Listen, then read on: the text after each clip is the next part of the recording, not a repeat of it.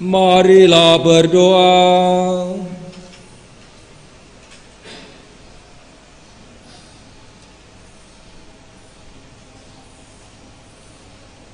Allah Bapa yang Maha Murah Hati, kami mengetahui dari kabar malaikat bahwa Yesus Kristus Putra-Mu menjadi manusia.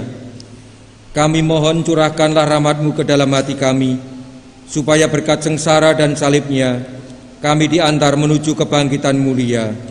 Sebab Dialah Tuhan dan pengantara kami, yang bersama dengan Dikau dalam persatuan Roh Kudus, hidup dan berkuasa Allah sepanjang segala masa. Amin.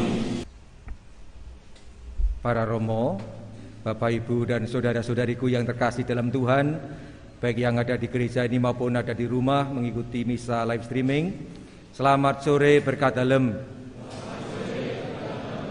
Bagaimana kabarnya? Luar biasa. Semua sehat? Sehat. Kok ada yang kasengkis kelihatannya? Sehat ya?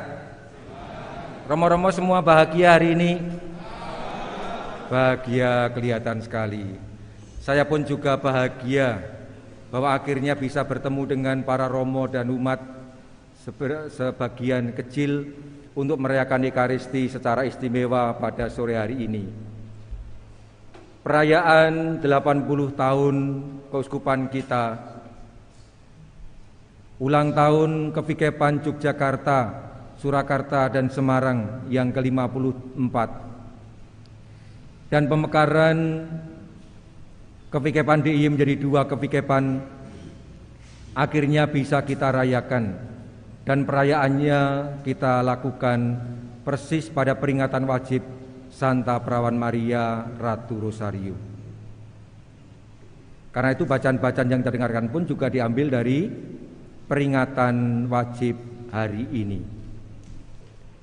Maka kiranya kita bisa belajar sesuatu dari Bunda Maria, khususnya berkaitan dengan respon atau reaksinya ketika mendapatkan kabar dari malaikat Gabriel dengan pemberitahuan bahwa dirinya dikaruniai Allah dan terpilih untuk menjadi ibu Tuhan Yesus, ibu Putra Allah yang Maha Tinggi.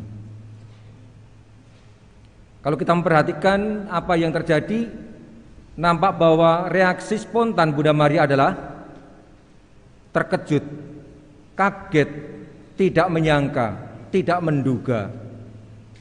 Kaget, terkejut, tak menduga sama sekali. Bahkan kemudian bertanya-tanya sambil maido. Maido apa ya? Hah? Maida.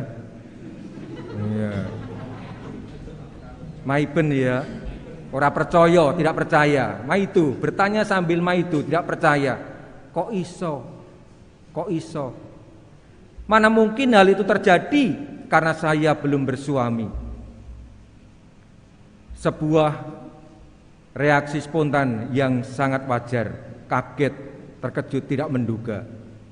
Dan sebuah pertanyaan tulus lugu yang sangat mudah dipahami oleh kita semua. Yang bagi saya mengesan adalah bahwa ketika Bunda Maria mendapatkan kabar bahwa dia dikarunia oleh Allah, dipilih untuk menjadi Bunda Tuhan Yesus Kristus, dia tidak langsung hingar-bingar bersorak-sorai, hore! Tidak, sama sekali tidak.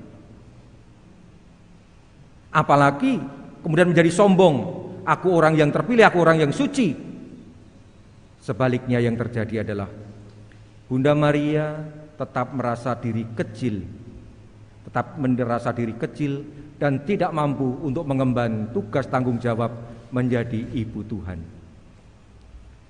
Namun syukurlah bahwa setelah mendapatkan penjelasan dan peneguhan dari malaikat Gabriel, Bunda Maria kemudian dengan penuh kerelaan mengiyakan perutusan itu dengan menjawab, "Aku ini hamba Tuhan, terjadilah padaku menurut perkataanmu itu." Bunda Maria dengan penuh kerelaan akhirnya siap untuk mengemban tanggung jawab menjadi ibu Tuhan, meskipun dengan kesadaran penuh bahwa itu semua tidak akan mudah dia jalani, tidak akan mudah dia lakukan, dalam perjalanan. Nampak sekali bahwa Bunda Maria mempunyai sikap hati sing prasaja lan tinarbuka. Prasaja sederhana dan tinarbuka artinya terbuka. Terbuka pada kehendak Allah. Bukan kepentingan dirinya sendiri yang dipikirkan, namun justru kepentingan Allah. Bagaimana kehendak Allah terjadi terlaksana melalui dirinya. Kalau dia hanya memikirkan kepentingan diri sendiri, pasti akan mengatakan no, saya tidak mau. Karena berat tanggung jawab itu. Namun Bunda Maria, demi terlaksananya kehendak Allah, demi terlaksananya rencana keselamatan Allah, maka Bunda Maria akhirnya dengan penuh kerelaan mengatakan ya, sandika ing dawuh dalem. Jadilah padaku menurut perkataanmu itu. Saudara-saudariku yang terkasih, suasana seperti yang dialami Bunda Maria ini kembali saya lihat ketika saya meminta Romo Adrianus Maradio untuk menjadi Vikep DIY 2,5 tahun yang silam. Betul ya Romo ya, 2,5 tahun yang silam ya? Iya. Bulan tanggal berapa Romo? 17 Februari tahun 2018. Masih ingat persis. Persis yang saya catat. Dan juga ketika saya meminta Romo Yudono Suwondo untuk menjadi Vikep Kevikepan Yogyakarta Barat. Tanggal berapa Romo masih ingat? Lupa. Ini persis sikap Bunda Maria. Lupa. Saya masih ingat tanggal 27 April 2020 yang lalu.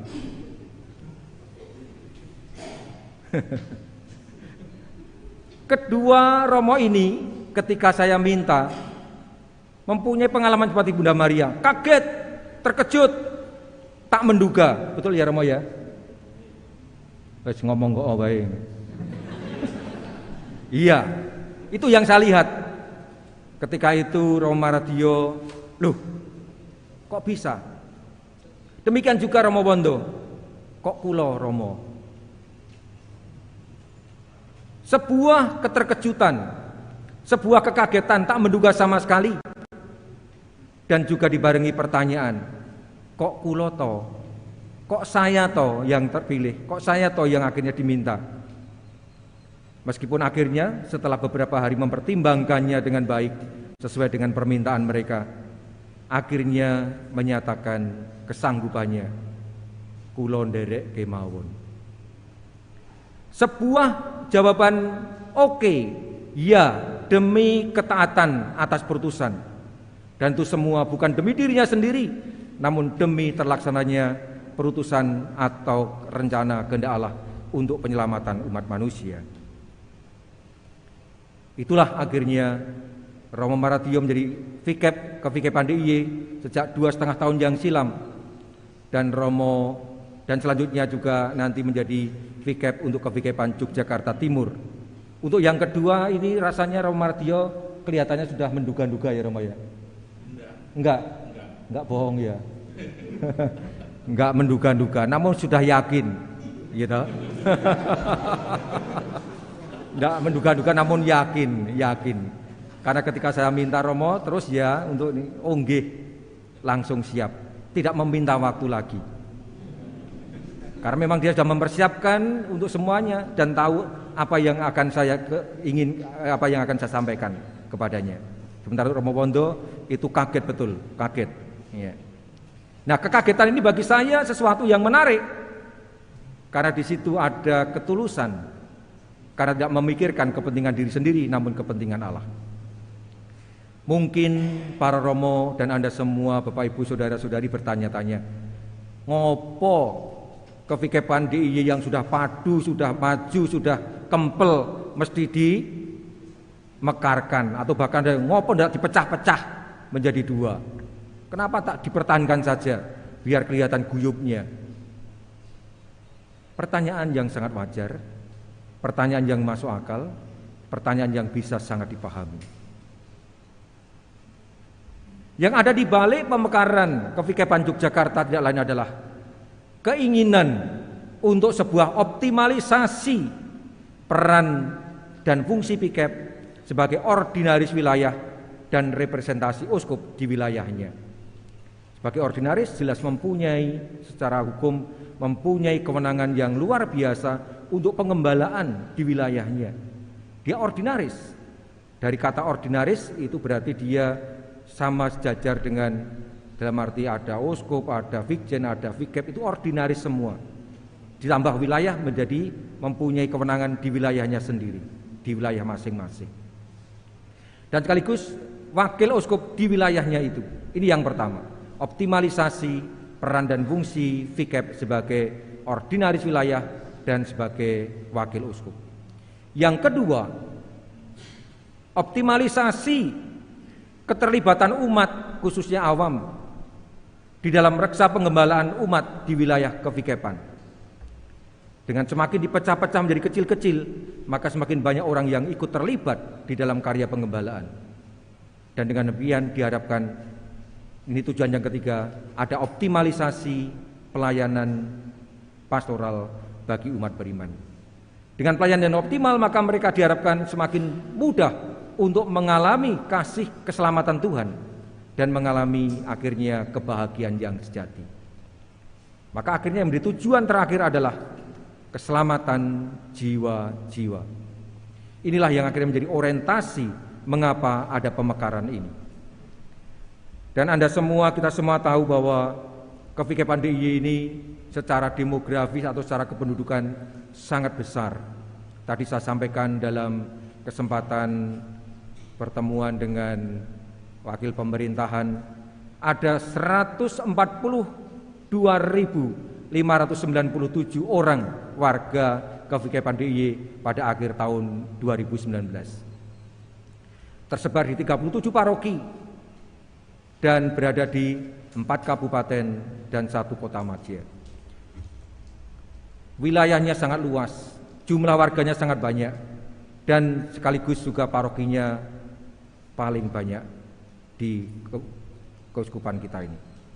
Maka sudah selayaknya dimekarkan supaya apa? Supaya sekali lagi pelayanan kepada umat semakin optimal, menjadi efektif, efisien, dan semakin banyak umat yang mengalami kasih Tuhan. Maka berhadapan dengan soal ini, kita semua bersyukur bahwa Tuhan senantiasa menyertai kita dari waktu ke waktu. Dan ke depan kita berharap banyak bahwa dengan hadirnya kevikepan ini, gereja kita menjadi semakin maju dan berkembang dengan baik. Kehadirannya di tengah masyarakat semakin dirasakan. Ada banyak pertimbangan mengapa pemekarannya atau pembagiannya itu seperti yang sekarang ini. Ya, kita tahu kevikepan Yogyakarta Timur terdiri dari 19 paroki yang meliputi Sleman Timur, yaitu paroki di sebelah timur Jalan Kalurang, plus Total Kodia, plus Gunung Kidul, dan 1 paroki Prenggolayan, plus tambahan 1 lagi Nandan. Ya, Nandan ya, yang sebenarnya secara teritorial ada di Sleman Barat sebenarnya. Namun karena kedekatan dengan Jetis dan yang lain-lain, lalu kita ikutkan yang timur, ya, biar kelihatan kotanya. Ya, kasihan Romo Dodit kalau harus lari ke Wates terlalu jauh. Ya. Ini guyonannya saja. Ya. Sementara yang barat adalah Sleman Barat yang ada di sebelah barat Jalan Kalurang, kemudian Total Kabupaten Kulon Progo, dan Bantul minus Prenggolayan. Dengan pembagian seperti ini diharapkan nanti kevikepan ini masing-masing berkembang bersama, kempel, dan sungguh-sungguh memberikan kontribusi untuk gereja Keuskupan Agung Semarang dan sekaligus untuk masyarakat. Semoga dengan kehadiran kevikepan baru ini, gereja kita semakin mempunyai daya ubah yang nyata di tengah masyarakat. Maka pada kesempatan ini kami ucapkan terima kasih kepada para Romo Vikep yang baru, Romo Maratio dan Romo Yudono Suwondo, atas kesediaannya untuk mengemban. Dan kita akan berdoa agar Romo berdua bersama Dewan Pastoral Kevikepan menjiwai semangat Bunda Maria yang tak senantiasa lembah manah, rendah hati, tinar buko, dan mengandalkan kekuatan Allah sendiri. Bagaimana Bunda Maria mengandalkan penyelenggaraan ilahi, maka kita pun juga hanya bisa mengandalkan kekuatan Allah sendiri. Mari kita berdiam diri jenak untuk berdoa bagi mereka berdua dan juga nanti bagi Dewan Pastoral Kevikepan masing-masing agar bisa mengemban tanggung jawab ini dengan sepenuh hati.